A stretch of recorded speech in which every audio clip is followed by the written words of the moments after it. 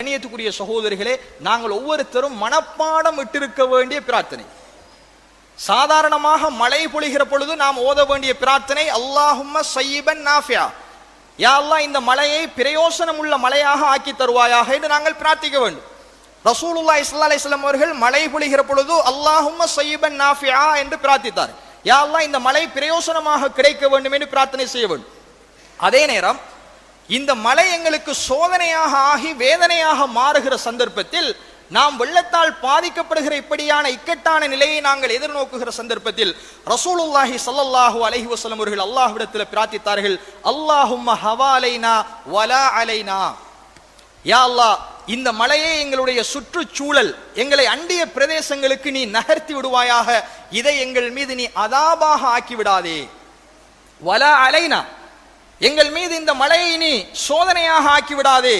அல்லாஹும்ம அலல் ஆகாமி வல்லிராபி வபுதூனில் அவுதியதி வமனாபித்திஸ் ஸஜர், யா அல்லாஹ் மேட்டு பகுதிகளில், மலைகள் குன்றுகள் இருக்கிற பகுதிகளில், அதே மாதிரி ஓடைகள் நீர்த்தேக்கங்கள் இருக்கிற பகுதிகளில், மரங்கள் முளைக்கின்ற காடுகளில் இந்த மலையை நீ திருப்பி விடுவாயாக என்று ரசூலுல்லாஹி ஸல்லல்லாஹு அலைஹி வஸல்லம் அவர்கள் அல்லாஹ்விடத்தில் பிரார்த்தனை செய்தார்கள்.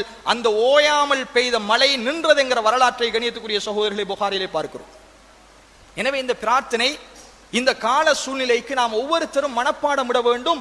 மழை சோதனையாகிற பொழுது அல்லாஹும்ம ஹவாலைனா வலா அலைனா, அல்லாஹும்ம அலல் ஆகாமி வல் ஜிபாலி வல்லிராபி வல் அவுதியதி வமனாபித்திஸ் ஷஜர் என்கிற இந்த துஆவை கண்ணியத்துக்குரிய சகோதரர்களே நாம் ஓதுவது இந்த காலகட்டத்தில் நாம் தெரிந்திருக்க வேண்டிய மிக முக்கியமான ஒரு செய்தி.